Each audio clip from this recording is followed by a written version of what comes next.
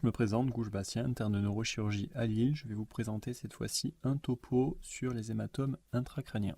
Dans les hématomes intracrâniens, je vais donc inclure les hématomes extraduraux, les hématomes sous-duraux et les hématomes intraparenchymateux. Les hémorragies sous-arachnoïdiennes ont été traitées dans un autre topo. Donc le plan, on va commencer comme d'habitude par des rappels anatomiques. Cette fois-ci sur une image de méninge et sur la vascularisation superficielle du crâne, je vais mettre en avant les principales artères et veines responsables des différents types d'hématomes pour que vous compreniez bien la suite. Puis ensuite, on va parler classiquement des hématomes extraduraux, puis des sous-duraux, qui soient aigus puis chroniques. On va ensuite finir par les hématomes intraparenchymateux, autrement appelés ABC hémorragiques. J'en parlerai très brièvement, un autre topo en parlera. Et on fera une petite conclusion. Donc ici, une jolie image des différentes coupes superficielles du crâne tirées d'une éther de neurosciences. Donc comme je disais, on va s'attarder sur les différents types de vaisseaux qui saignent. Donc principalement, d'abord, on repère les couches. Nous avons la peau, le périoste, l'os, la dure mère, membrane externe, membrane interne, l'arachnoïde et l'apimère. Les différents vaisseaux maintenant. Nous avons pour les hématomes extraduraux, il faut retenir principalement dans le système artériel les artères et veines méningées moyennes. Et pour les saignements d'origine veineuse, retenir les veines diploïques qui se situent au niveau de la diploée osseuse, donc les veines au niveau de la moelle osseuse du crâne, et les sinus duraux. Concernant les hématomes sous-duraux, les principales veines qui vont être responsables sont les veines perforantes, qui parcourt l'espace sous-dural avant d'arriver jusqu'au sinus. C'est à ce niveau-là que se créent les saignements. On y reviendra tout à l'heure. À présent, les hématomes extraduraux. Donc le terrain, ça touche principalement les adultes jeunes, de moins de 40 ans. Pourquoi adultes jeunes? Parce que la dure mère adhère très peu à l'os quand la personne est jeune. Si elle adhère peu à l'os, alors les lésions artérielles entre la dure mère et l'os arriveront plus facilement à se répandre entre la dure mère et l'os, et donc sont fourvoyeurs d'hématomes extradurales. Chez la personne âgée, au contraire, s'il y a des adhérences, un saignement aura plus de mal à se propager et aura tendance à se tarir. Le processus physiopathologique, c'est généralement suite à un traumatisme crânien d'intensité moyenne. Pourquoi pas d'intensité sévère? Là, encore une fois, bien se référer au collège de neurologie. Ils indiquent bien que c'est moyen et pas sévère, parce que si c'est sévère, les forces de décélération seront trop importantes et ces fourvoyeurs plus d'hématomes sous-durales. Deux types de lésions, les lésions de type artériel et les lésions type veineuse. Pour l'hématome extradural, c'est très souvent des lésions de type artériel qui sont responsables. Et le plus généralement, ce sont les artères méningées moyennes qui sont le plus fréquemment touchées. Vous pouvez les voir ici. Ça, c'est l'émergence de l'artère méningée moyenne. Pour votre culture générale, elle provient de l'artère maxillaire, qui provient elle-même de l'artère carotide externe. Vous voyez bien que la superficie est assez large et que donc un traumatisme à ce niveau-là et donc une fracture à ce niveau-là va très facilement rompre une des branches de cette artère et va entraîner plus facilement une lésion artérielle fourvoyeuse d'hématome extradural. Les lésions veineuses peuvent aussi créer un hématome extradural. Généralement, sont dues soit à une atteinte des veines diploïques que l'on peut retrouver à l'intérieur de l'os, soit à une atteinte d'un sinus veineux. Vous comprenez qu'une de ces atteintes-là va saigner soit au-dessus de la couche interne, soit au-dessus de la couche externe s'il y a eu une effraction de celle-ci, soit au niveau de la couche externe sans forcément extraction si c'est la veine diploïque. La clinique de l'hématome extradural. L'hématome extradural, lorsqu'il y a un traumatisme crânien, il peut y avoir une perte de connaissance initiale ou pas. Il peut y avoir des céphalées. Généralement, il y a des céphalées qui sont importantes. Forcément, il y a un saignement qui appuie sur le cerveau, une hypertension intracrânienne qui est due à cet hématome qui appuie sur le cerveau, une épilepsie. Il y a des dégâts qui sont faits sur le cortex cérébral. Un cortex cérébral qui est irrité peut faire des crises d'épilepsie.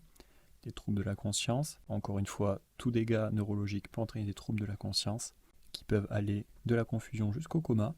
Le déficit focal, oui, le cortex et le parenchyme cérébral est comprimé, donc sa fonction est altérée. Et des signes d'engagement cérébral, oui, car hypertension intracrânienne. Quelque chose de très important aussi pour l'hématome extradural, un mot-clé à retenir, c'est la notion d'intervalle libre. Elle n'est pas toujours présente, mais quand on parle d'un patient qui a un traumatisme crânien et que 6 heures après il s'aggrave, qu'il a des céphalies intenses et des troubles de la vigilance, pensez à l'hématome extradural. L'intervalle libre peut être de quelques heures ou quelques jours. C'est pour ça qu'un patient ayant eu un traumatisme crânien avec un examen clinique normal au départ, il va falloir le surveiller. Si ce n'est pas une surveillance aux urgences pendant au moins 6 heures, il faudra le renvoyer à domicile strictement si son examen clinique initial est normal et s'il a de bonnes conditions pour pouvoir revenir à l'hôpital et s'il comprend bien toutes les consignes qu'on va lui donner. Je vous renvoie donc vers la classification de Masters des traumatismes crâniens qui est bien utile aux urgences. L'évolution naturelle de l'hématome extradural, imaginez un saignement artériel qui appuie, qui pousse, augmentation de la pression intracrânienne, hypertension intracrânienne, donc coma et engagement cérébral, et donc décès. C'est quelque chose de très fréquent et très grave, l'hématome extradural. Je ne parlerai pas du traitement qui n'est pas au programme. Je vais vous montrer quelques exemples d'hématomes extraduraux. Il faut que ces images-là restent dans votre tête, il faut savoir les reconnaître, donc je vous en ai mis plusieurs.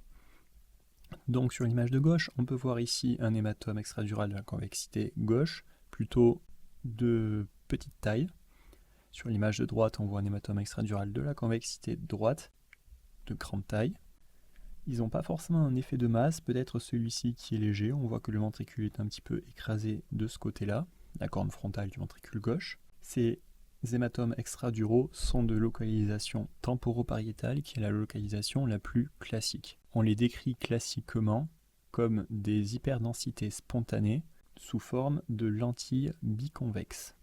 Ici, on peut voir deux autres hématomes extraduraux, temporopariétal droit ici, avec un effet de masse, on peut voir une déviation de la ligne médiane. Et pour l'image de droite, on peut voir un hématome extradural lobaire frontal droit.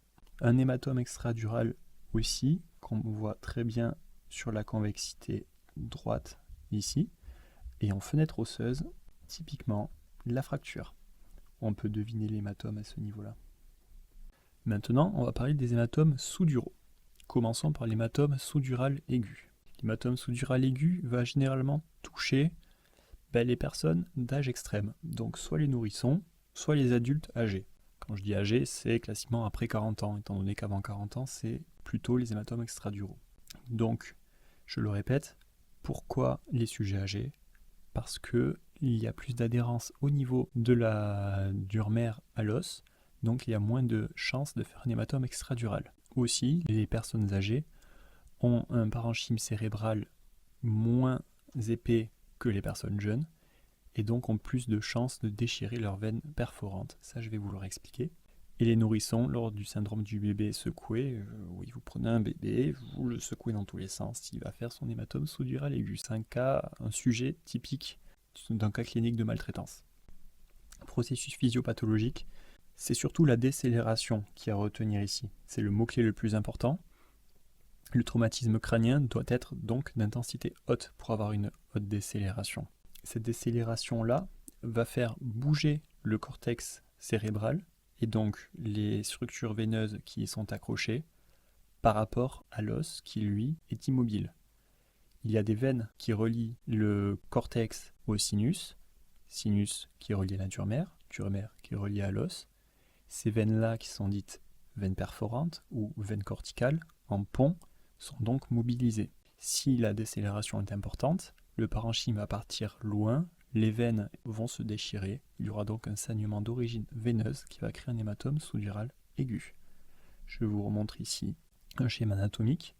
Vous voyez ici ces veines perforantes. Elles vont donc du cortex jusqu'au sinus. Elles sont accrochées au cortex là, elles sont accrochées ici. Vous avez donc là une zone de faiblesse. Si il y a donc une force de décélération importante, le cortex va partir par là, l'os ne va pas bouger, donc ici, il y aura une rupture.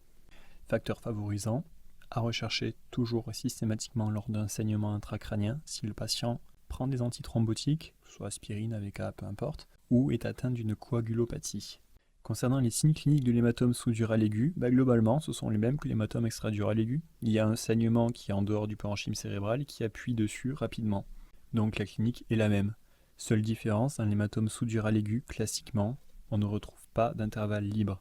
Le saignement arrive rapidement à se mettre tout le long de l'espace sous-dural et à appuyer sur le cortex cérébral, vu qu'il n'y a pas de résistance qui l'en empêche. Les leptoméninges sont molles, le cortex est mou, alors que pour l'hématome extradural, il y a la dure mère au-dessus. La dure mère est une membrane qui tapisse les leptoméninges, puis le cortex. C'est une membrane qui n'est pas élastique. Donc il faut d'abord vaincre cette résistance-là avant de pouvoir comprimer le cerveau. L'évolution naturelle de l'hématome sous-dural aigu, il y a d'abord une réaction œdémateuse, puis ensuite globalement c'est la même que l'hématome extradural aigu. C'est l'hypertension intracrânienne, le coma, l'engagement cérébral et le décès. Maintenant, quelques images d'hématomes sous-duraux aigus. Il faut vous le mettre en tête, on peut très facilement vous mettre des images scanographiques sous les yeux et vous demander de les interpréter, voire même de les différencier de l'hématome extradural. Donc on commence, vous avez sur l'image de gauche une coupe transversale d'un cerveau en fenêtre parenchymateuse d'un scanner non injecté. Vous pouvez voir une hyperdensité spontanée de l'espace sous-dural gauche qui met en évidence une fine lame d'hématome sous-dural. Sur l'image de droite, on peut voir un hématome sous-dural aigu qui est bilatéral, mais plus à gauche qu'à droite. Quand on voit un hématome sous-dural aigu, toujours regarder s'il n'y a pas des signes d'hypertension intracrânienne et un effet de masse. Sur l'image de gauche, par exemple, on pourrait croire que non, mais si on regarde bien, même si la ligne médiane n'est pas tellement déviée, là on voit bien que le ventricule est plus écrasé à gauche qu'à droite, et en plus de ça, les sillons corticaux qui sont très visibles à droite sont bien moins visibles à gauche. Maintenant, des images d'hématomes sous-duraux aigus qui sont bien plus parlants. Nous avons sur l'image de gauche un hématome sous-dural aigu avec un gros volume de saignement de la convexité droite. Celui-ci exerce un effet de masse important avec une grosse déviation de la ligne médiane, avec donc un engagement sous-falcoriel. L'hématome, il faut savoir le décrire. Les mots-clés, c'est une forme de lentille biconcave. Après, en vrai, on est d'accord, c'est convexe ici, c'est concave là. Donc on retrouve aussi le terme de forme en croissant. Si jamais vous croisez biconcave, il faut le mettre vrai parce que c'est ce qu'il y a écrit sur le collège de neurologie. On retrouve sur l'image de droite aussi un hématome sous-dural aigu de la convexité droite, mis en évidence par une hyperdensité spontanée de l'espace sous-dural droit, avec un effet de masse. Maintenant, on va parler des hématomes sous-duraux chroniques. Le terrain est différent, ça touche surtout les personnes âgées. Plus de 90% des gens ont plus de 50 ans. Le processus physiopathologique est différent de l'hématome sous-dural aigu. Déjà, il n'y a pas forcément d'histoire de traumatisme crânien dans la moitié des cas. Ensuite, d'autres facteurs favorisants sont surajoutés. À la coagulopathie et aux antithrombotiques, on retrouve l'alcoolisme chronique et surtout l'atrophie cérébrale. L'alcoolisme chronique induit à la fois une atrophie cérébrale et une coagulopathie acquise. Je vais vous expliquer pourquoi l'atrophie cérébrale. Déjà, l'hématome sous-dural chronique est dû à une lésion veineuse des veines perforantes, des veines corticales en pont qui peuvent être passées inaperçues. Imaginez un cerveau atrophique. Les veines corticales que je vous avais montrées sur l'image anatomique, sur un cerveau d'une personne jeune, elles sont lâches, elles ont la place entre le cortex et les sinus pour s'y mettre, sauf que chez un cerveau atrophique, le cerveau est donc tiré en arrière et les veines sont donc tendues entre le cerveau et le sinus, donc la moindre mobilisation du parenchyme cérébral peut entraîner des micro-déchirures de ces veines. Ces micro-déchirures entraînent un phénomène inflammatoire avec une fibrinolyse. Tout ça va conduire à la formation de membranes autour de ces saignements-là. Il y aura des membranes à l'intérieur et des membranes à l'extérieur. Ça va enquister ces saignements-là qui vont empêcher la résorption du saignement et ces membranes sont vascularisées. Donc encore une fois, le moindre saignement de ces membranes va augmenter le saignement et on se retrouve face à un cercle vicieux. Concernant la clinique, l'évolution est insidieuse. Il n'y a pas forcément de traumatisme crânien comme je l'avais dit. On se retrouve devant un tableau de troubles des fonctions cognitives. Le patient présente donc un syndrome démentiel, d'évolution subaiguë. Ça peut arriver en quelques semaines ou quelques mois. C'est donc une étiologie de démence curable. C'est un mot-clé, c'est à retenir. Après, étant donné que ce n'est pas une démence à type d'Alzheimer, il y a un saignement à l'intérieur du crâne qui appuie. On peut donc se retrouver aussi avec des céphalées, des signes focaux, une HTIC. L'évolution naturelle, c'est aussi une évolution insidieuse. On ne se retrouve pas comme l'hématome extradural aigu devant une urgence chirurgicale, sinon on risque de coma et d'engagement cérébral et de décès. Ici, c'est quelque chose de chronique avec une aggravation lente. Mais oui, bien sûr, si les structures sont très déviées et que l'hématome sous-dural est vraiment trop important et les signes cliniques sont trop importants, il va falloir opérer avec des délais courts. Je rappelle que le traitement des hématomes sous-duraux chroniques n'est pas au programme. Quelques images d'hématomes sous-duraux chroniques maintenant. Eh bien, les images sont différentes de l'hématome sous-dural aigu. Même si la localisation est la même, il y a deux choses qui sont très différentes. D'une part, ce n'est plus une hyperdensité spontanée, mais une hypodensité que l'on retrouve au niveau des espaces sous-duraux. Ensuite, on peut retrouver quelques hyperdensités qui correspondent soit à des membranes, soit à des petits saignements. Ici, on peut voir un hématome sous-dural chronique bilatéral, plus à gauche qu'à droite, avec quelques membranes. Et le fait que ce soit plus foncé qu'ici signifie qu'il y a un saignement plus récent. D'autres images, cette fois-ci des hématomes sous-duraux bien plus graves. On retrouve sur ces deux images des hématomes sous-duraux chroniques avec des saignements probablement aigus à ce niveau-là et de nombreuses membranes. Quatrième partie, les hématomes intraparenchymateux. Qui dit hématome intraparenchymateux dit généralement AVC hémorragique. Je ne peux pas m'étendre sur l'AVC hémorragique parce que ce n'est pas la question, mais d'autres topos le feront. Je vais donc brièvement parler de ce sujet. Donc, le terrain de l'hématome intraparenchymateux, c'est l'adulte de tout âge. Les AVC hémorragiques peuvent arriver chez le jeune comme chez le sujet âgé, et d'ailleurs, les étiologies sont différentes. On va donc parler des étiologies. La première à connaître, c'est l'hypertension artérielle chronique par rupture d'artériole perforante. Pour dire qu'un hématome intraparenchymateux provient d'une hypertension artérielle chronique et pas d'autre chose, il faut deux critères. Il faut que le patient soit hypertendu chronique connu, et il faut que le saignement, l'hématome, soit de territoire profond. Territoire profond, généralement noyaux gris centraux ou zone capsulothalamique ou capsulo-lenticulaire. Nous pouvons voir ici toutes ces artérioles perforantes un peu partout. Les troubles de l'hémostase peuvent aussi entraîner des hématomes intraparenchymateux, des malformations artério-veineuses qui sont typiquement des sujets d'AVC hémorragique du sujet jeune, les cavernomes aussi d'ailleurs, les tumeurs cérébrales qu'on peut retrouver chez les sujets jeunes comme chez les sujets âgés, et d'autres étiologies. L'angiopathie amyloïde, c'est quelque chose qui est pas mal à la mode ces temps-ci, qui est une étiologie d'AVC hémorragique chez le sujet âgé. Il y a aussi l'artérite, l'anévrisme mycotique, la thrombose veineuse cérébrale, qui peut être hémorragique. Je rappelle qu'une thrombose veineuse cérébrale hémorragique doit être traitée malgré tout par des anticoagulants de façon curative et en contexte post-opératoire cérébral.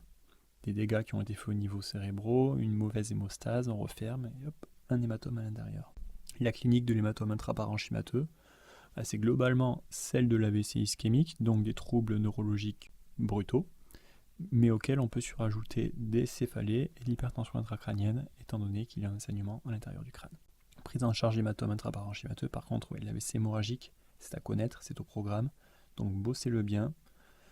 Brièvement, c'est une urgence. Il faut faire une imagerie pour le diagnostiquer et pour le différencier de l'AVC ischémique. Il faut arrêter les antithrombotiques, il faut contre-indiquer la thrombolyse, il faut surélever la tête pour réduire l'hypertension intracrânienne, il faut instaurer des antiœdémateux et prévenir les axos. Deux exemples d'hématomes intraparenchymateux. Le premier est un hématome intraparenchymateux de localisation profonde, capsulothalamique droite, que l'on retrouve sur l'image de gauche en tant qu'une hyperdensité spontanée sur ce scanner cérébral non injecté en fenêtre parenchymateuse en coupe axiale, et en tant qu'hyposignal sur la coupe axiale d'une IRM cérébrale en séquence T2 étoile. Et ici, un hématome intraparenchymateux de localisation superficielle, toujours en hyperdensité spontanée sur le scanner cérébral non injecté, et en hyposignal sur l'IRM en séquence T2 étoile. Je rappelle que l'hématome intraparenchymateux de localisation superficielle doit faire rechercher une autre étiologie que l'hypertension artérielle chronique. En conclusion, les hématomes intracérébraux sont quelque chose de très fréquent, très grave. C'est vraiment la routine du neurochirurgien. Il faut donc savoir à tout prix y penser, le reconnaître, demander les bons examens paracliniques, la TDM sans injection. Vous en croiserez très certainement dans votre vie, vous en croiserez aux urgences et vous en croiserez aussi aux ECN probablement. La prise en charge neurochirurgicale est différente en fonction des hématomes, elle n'est vraiment pas à connaître. J'insiste sur l'anatomie et la physiopathologie, j'ai donné des explications par exemple sur les veines corticales, les veines en pont, sur la différence entre l'hématome sous-dural aigu chronique, sur l'effet de l'âge sur les risques de saignement, sur l'effet de l'atrophie sur les risques de saignement aussi. Tout ça, si on arrive à les comprendre, on arrivera mieux à les apprendre. J'espère que vous avez bien tout compris. Si ce n'est pas le cas, n'hésitez pas à m'envoyer un email. Je vous souhaite une bonne journée, bon courage et à bientôt.